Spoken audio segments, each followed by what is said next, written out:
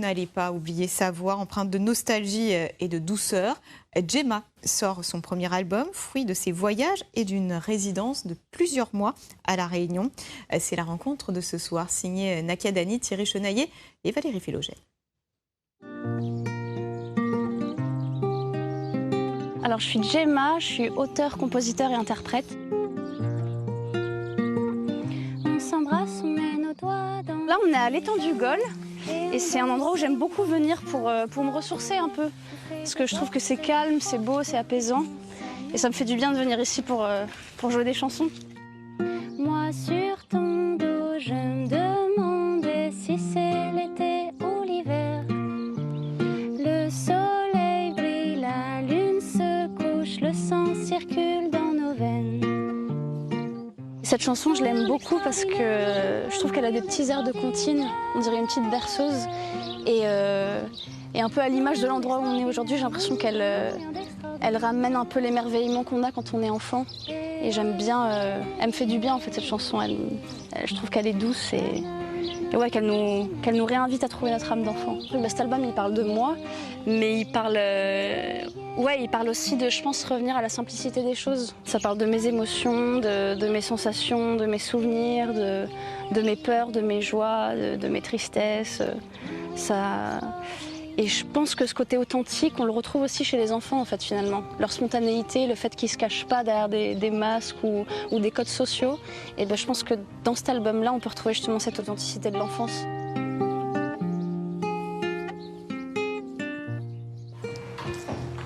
Alors là, c'est l'espace de travail.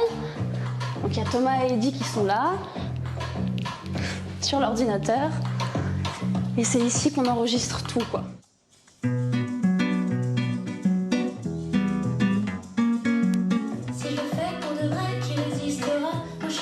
On voulait faire un petit truc un peu bossa nova, donc j'ai trouvé une petite boucle d'accords et là on l'enregistre sur Ableton et on essaye de trouver des mélodies, des rythmes qui pourraient faire que ça pète. T'aimer de tout mon cœur jusqu'à ce qu'il meure, je le ferai si j'ai le temps.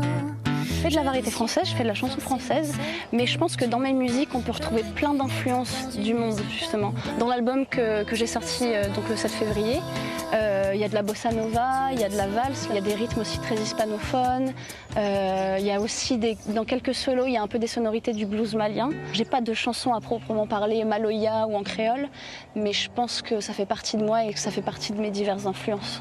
Et j'ai notamment fait partie d'un groupe de maloya, Nicole Bassonville, qui est un groupe qui s'appelle Nini Ekras-Lacour. Et pendant des années, j'ai fait ses chœurs. J'ai joué du piqueur aussi. Les gorges étaient rouges, on les aimait bien.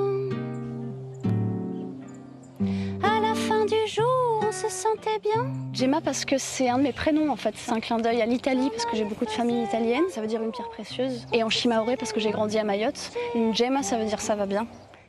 J'y étais.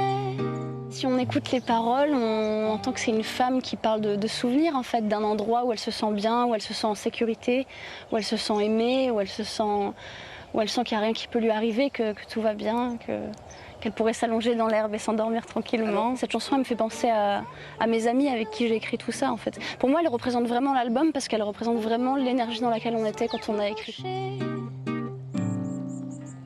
Sans craindre la nuit ni l'ombre cachée. Sacré, le sol était mou dans ce lit secret. J'y étais, j'y étais, j'y étais. Je vais partir en métropole pour continuer la promotion, pour essayer d'élargir encore plus le public pour mon album. Et dans l'idée aussi, j'aimerais bien faire une résidence avec d'autres musiciens pour pouvoir construire un set avec d'autres instruments, d'autres gens, dans l'optique de pouvoir faire une tournée peut-être en printemps 2026 ou été 2026 si tout se passe bien. J'y